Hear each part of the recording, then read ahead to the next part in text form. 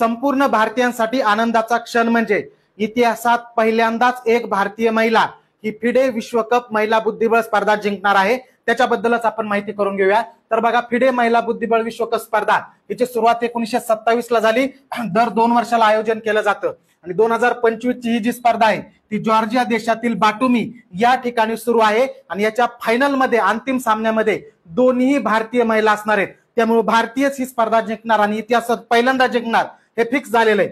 अंतिम सामना जो आहे तो भारताच्या दिव्या देशमुख विरुद्ध कोंड्रू हम्पी यांच्या दरम्यान होणार आहे। तर यांच्याबद्दल माहिती घेऊया। दिव्या देशमुख या मूळच्या आपल्या महाराष्ट्रातील नागपूर या ठिकाणच्या आहेत। 2024 ला ज्युनियर अंडर 20 विश्वकप फिडे बुद्धिबळ स्पर्धा त्यांनी जिंकली होती। त्या पहिल्या भारतीय महिला होत्या आणि त्यांचं वय सध्या फक्त 19 वर्ष एवढं आहे।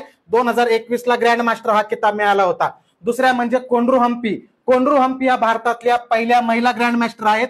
त्याच पद्धतीने जगातल्या सर्वात कमी वयात ग्रँड मास्टर किताब मिळवणाऱ्या त्या खेळाडू आहेत। त्यांनी अवघ्या वयाच्या 15व्या वर्षी ग्रँड मास्टर किताब मिळवलेला होता। त्याच पद्धतीने 2019 ला रॅपिड चेस म्हणजेच जागतिक जलद बुद्धिबळ विश्वकप स्पर्धा जिंकली होती आणि त्या जिंकणाऱ्या त्या पहिल्या भारतीय महिला सुद्धा ठरलेल्या होत्या। महिलांमध्ये अजून कोणीही विश्वकप जिंकला नसला तरी पुरुषांमध्ये 2 खेळाडूंनी एकूण 6 वेळा विश्वकप स्पर्धा जिंकलेली आहे।